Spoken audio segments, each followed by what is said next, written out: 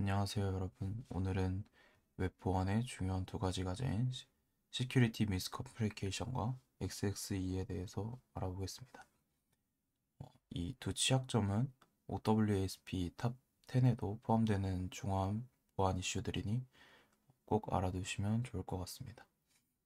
먼저 이 Security Misconfiguration이란 간단히 말해서 시스템이나 애플리케이션의 설정이 잘못되어 불필요한 정보나 권한이 노출되는 취약점을 말합니다.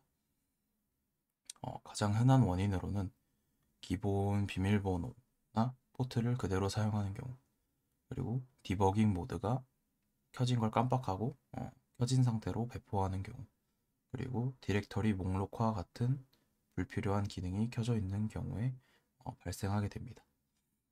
이런 잘못된 설정을 공격자가 발견하면 서버에 쉽게 접근하거나 민감한 정보를 탈취할 수 있게 됩니다. 생각보다 많은 보안 사고가 이런 단순한 설정 실수로 인해서 발생한다는 점을 명심해야 합니다. 그래서 이제 몇 가지 예제를 통해서 실제로 어떤 상황이 위험한지 살펴보도록 하겠습니다. 디버깅 모드가 활성화되어 있는 경우인데요.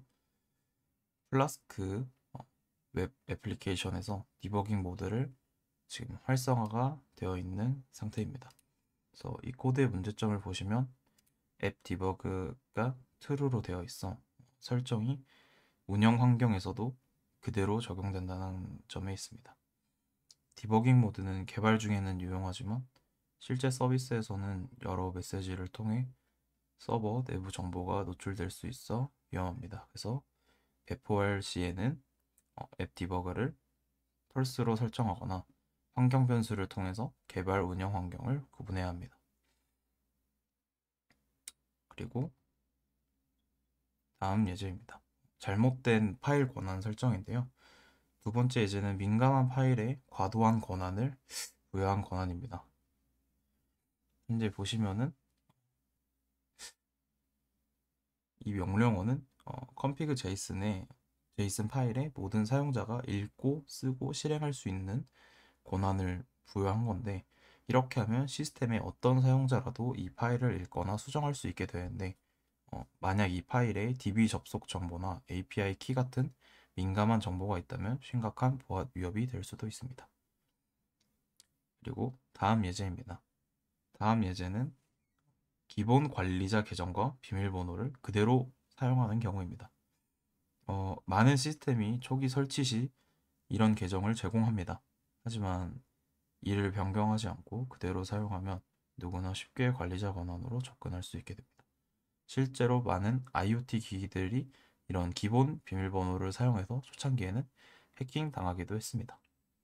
그래서 시스템 설치 후에는 반드시 기본 계정의 비밀번호를 강력한 것으로 변경해야 한다는 점을 명심해 주셨으면 좋겠습니다. 그리고 다음은 XXE에 대한 개념입니다. XXE는 XML 외부 엔티티에 관련된 취약점으로 XML 파서가 외부 엔티티를 허용할 때 발생하는 보안 취약점입니다.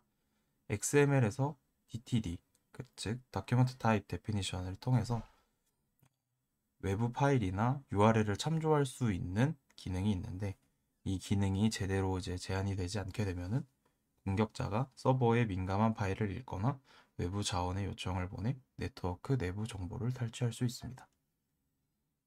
주요 원인으로는 XML 파서가 외부 엔티티 참조를 기본으로 허용하는데, 개발자가 이를 비활성화하지 않은 경우에 주로 발생하게 됩니다. 예제를 먼저 보겠습니다. 첫 번째 예제는 XXE를 이용해서 시스템의 민감한 파일을 읽는 공격입니다. 이 코드는 XML 문서 내에 외부 엔티티를 정의하고 그 엔티티가 시스템의 etc swd를 참조하도록 하게 되어 있습니다. XML 파서가 이 문서를 처리할 때 외부 엔티티를 해석하면서 파일 내용을 읽어오게 됩니다. 만약 서버가 사용자 입력을 XML로 파싱하고 외부 엔티티를 비활성화하지 않았다면 공격자는 이런 방식으로 서버의 파일 시스템에 접근할 수 있습니다. 번째 예제입니다. 무한 엔티티 참조를 통한 도스 공격입니다. 이 XML 문서는 엔티티들이 서로를 재기적으로 계속해서 참조하도록 설계되어 있습니다. 이 C 같은 경우에는 이제 9개의 B를 참조하고 있고, B는 각자 9개의 또 다른 9개의 A를 참조하고 있기 때문에, 이렇게 된다면 XML 파서는 엄청난 양의 텍스트를 생성하게 되고 서버의 메모리를 고갈시켜서 서비스 거부 상태를 유발할 수 있게 되는 원리입니다.